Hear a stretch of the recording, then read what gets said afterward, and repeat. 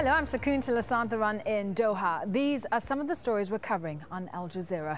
In the Syrian capital, opposition fighters have launched a twin attack on the government's military headquarters. Rebels say their attack killed dozens of people, but the Syrian government has denied that claim. The Syrian military says the explosions were caused by suicide bombs and injured several guards. Arula Amin has more from Beirut in neighboring Lebanon. Probably there was so much security in place there that the government thought this place is immune to such attacks, but still the rebels were able to penetrate and infiltrate all the security measures in place. And it's also a sign of how, even though the rebels must have had the cooperation of some people from inside the ranks of the armed forces.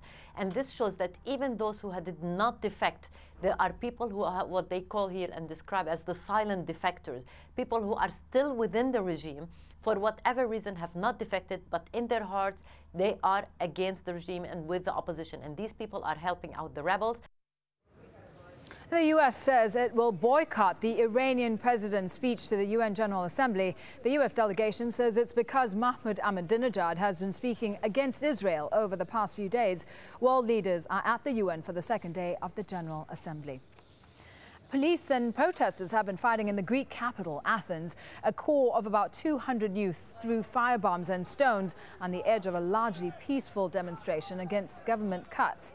Greece is at a standstill as workers are staging this general strike, the first since the new coalition government took office. Nigeria's government is blaming neighboring countries for flooding, which has displaced thousands of people in central and eastern parts of the country. It says water being released from dams in Niger and Cameroon made water levels rise, flooding at least 9 villages along the Niger River. Communities living along the banks of the Benue River in the northeast are also affected. Hundreds of villages there are underwater. You can find the latest on all those stories and more at aljazeera.com.